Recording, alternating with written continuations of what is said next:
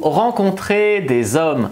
Bonjour à toutes, c'est Fabrice Julien, coach auteur, expert en séduction, et dans cette vidéo, je réponds à une question qu'on m'a posée sur Instagram qui est où est-ce qu'on peut faire des rencontres avec des hommes? Alors le premier endroit on va dire, parce que c'est un peu virtuel, pour faire des rencontres, c'est vraiment les sites de rencontres. Mais les sites de rencontres, il y a des meufs, elles me disent « ouais, on est trop harcelé par les mecs, etc. » En fait, il ne s'agit pas d'aller sur des sites cheap ou des sites machin. Moi, je vous recommande par exemple Tinder, par exemple Fruits, par exemple Happen, par exemple Adopte un mec. Voilà, ce genre de site, ça va être vraiment déjà un peu trié parce qu'il faut matcher avant de parler, etc. Donc ça va avoir des rencontres un petit peu plus qualitatives. Alors il y a des gens, ils disent ouais, il n'y a que des folles ou il n'y a que des fous sur les sites de rencontres. Non, c'est pas vrai. De nos jours, ça a cette étiquette parce qu'avant, peut-être, il y avait que les gens qui n'arrivaient pas à se caser. Mais de nos jours, on est tous occupés, métro, boulot, dodo, plus, on va dire…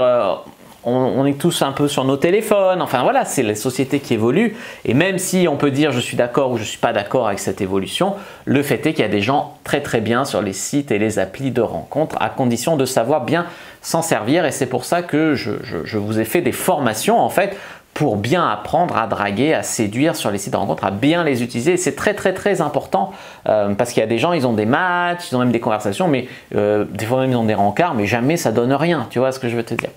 Le deuxième endroit dont je voudrais vous parler, c'est un petit peu le corollaire du premier, c'est les réseaux sociaux. C'est Facebook, c'est Instagram, etc. N'hésitez pas à envoyer des messages, à follow, à rejoindre des groupes, voilà, à commenter quand sur un statut d'un ami commun ou d'une amie commun, ben, ça écrit et puis voilà, il y a personne qui vous plaît, vous ouvrez des conversations, après vous ajoutez la personne. Ouais, enfin, ajouter des personnes à l'aveugle, moi je l'ai fait pendant longtemps, d'envoyer des POC, etc. Et ça donnait sur les grands nombres des résultats. Mais voilà, non mais c'est bien, vous, par exemple sur Insta vous pouvez follow une personne, si elle vous follow back ou si elle vous envoie un message vous répondez ou vous écrivez.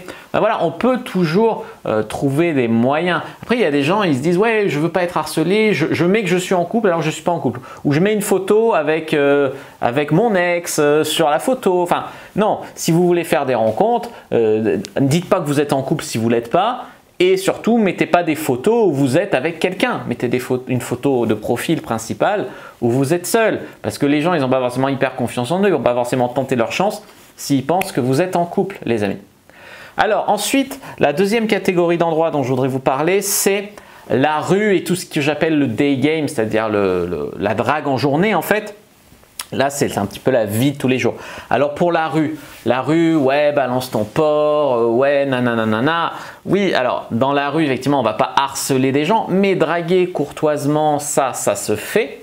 Donc j'ai déjà fait des vidéos sur comment draguer dans la rue, comment se faire draguer dans la rue, etc. Je vous invite à aller les voir. Ce qu'il y a, c'est qu'il y a des filles, elles regardent leurs pieds, elles mettent leurs écouteurs, elles ont envie de faire une rencontre, mais elles se baladent hyper fermées, elles sont dans la peur, etc.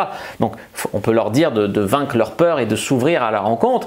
Et les hommes, eh ben, eux, il faut qu'ils aillent à la rencontre, mais souvent il faut les encourager. Donc c'est quand tu as un eye contact, tu es obligé d'aller parler à une fille quand elle te regarde, etc. Après, elle peut te regarder pour plein de raisons, mais généralement, c'est qu'il y a quand même un début d'intérêt, puis y aller de manière courtoise. Il ne faut pas assimiler drague et harcèlement, pas du tout. Et puis voilà, il faut un petit peu oser, mais il faut que les filles, elles encouragent aussi les mecs à oser, tu vois ce que je veux te dire. Puis dans la vie de tous les jours, c'est quoi? C'est quand tu vas faire tes courses, c'est quand tu, je sais pas moi, quand tu vas dans les magasins, quand… Tout ça en fait, quand tu te promènes, quand tu vagues dans la rue. Il y a des gens qui disent je fais pas de rencontres, machin, mais allez marcher dans la rue, même des fois tout seul, vous regardez à droite à gauche, vous vagabondez. Voilà, c'est vraiment tout ça. Dans les cafés, vous pouvez aller prendre un café, même si vous êtes tout seul ou tout seul, c'est pas la honte, tu vois ce que je veux te dire. Ensuite les amis, la troisième catégorie d'endroits, c'est les bars et les boîtes. Alors là, ouais, c'est je veux pas sortir tout seul ou je veux pas sortir toute seule. Alors bon, c'est vrai que je conseille pas souvent de sortir seul, même si ça peut ou ça oblige presque à faire des rencontres. Mais si tu fais pas de rencontres, c'est la dépression totale, tu vois. Donc effectivement, c'est bien d'avoir des copines ou des copains avec qui sortir. Donc ça c'est bien, mais ça suffit pas de sortir et de boire des verres entre potes. N'hésitez pas à lancer des regards, à aller aborder des personnes, etc. Mais il faut sortir, c'est important, et puis s'ouvrir à la rencontre, créer des opportunités de créer des rencontres. Les soirées privées, c'est encore mieux. Les soirées privées pour faire des rencontres, c'est là qu'il n'y a que des gens en confiance.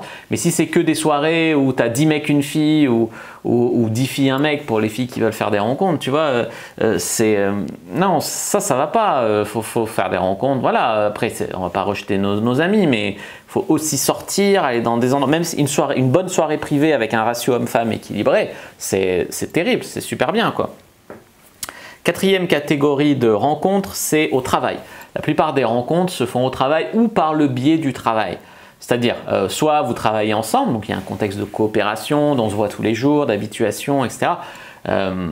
Donc là, c'est bien. Moi, j'ai déjà fait une vidéo comment séduire une collègue de boulot, etc. Donc voilà, les principes sont les mêmes. Sûr que si tu as un collègue ou une collègue qui te plaît, tu vas lui dire « Je suis trop heureux en couple, je suis trop heureuse en couple, nanana ». Bon, ben, personne va te friendzoner ou laisser tomber. Donc, au taf, voilà, c'est bien de faire des rencontres au taf, d'être ouvert aux rencontres. Ça ne veut pas dire qu'il faut draguer ostensiblement ou qu'il faut harceler. Juste être ouvert aux signes et puis pas être hyper direct, mais quand même être un peu indirect. Tu peux flirter très doucement et voir si ça prend, tu t'en déperches. Et si ça prend, là, tu peux y aller. Par le biais du boulot, ça sera peut-être, je sais pas, tu travailles dans un cabinet et tu as une autre personne qui fait un autre métier mais qui est complémentaire, vous vous téléphonez souvent. Moi, j'ai le père d'une copine qui a rencontré sa femme et du coup qui a fait ma copine.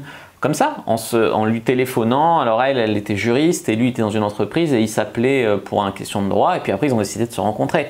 Tu vois, on peut rencontrer des gens par le boulot. Alors il y a des gens, ils sont là, ouais mais moi jamais avec les clients, jamais avec les patients, jamais avec ci, jamais avec ça.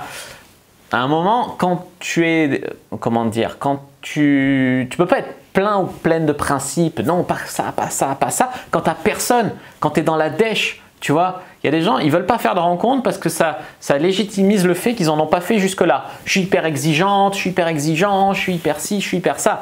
À un moment, il faut se sortir, voilà. Il y a des mecs, ils n'ont pas de game et ils veulent une fille hyper belle. Ben, les filles, c'est pareil. Je veux dire, quand ça fait 2 ans que tu n'as personne ou 1 an que tu n'as personne, à un moment, il faut s'ouvrir à la rencontre. Faut pas, chaque fois qu'il y a un mec qui t'aborde dans la rue, ah non, pas dans la rue. Enfin, tu vois, non, à un moment, les principes comme ça sert à rien.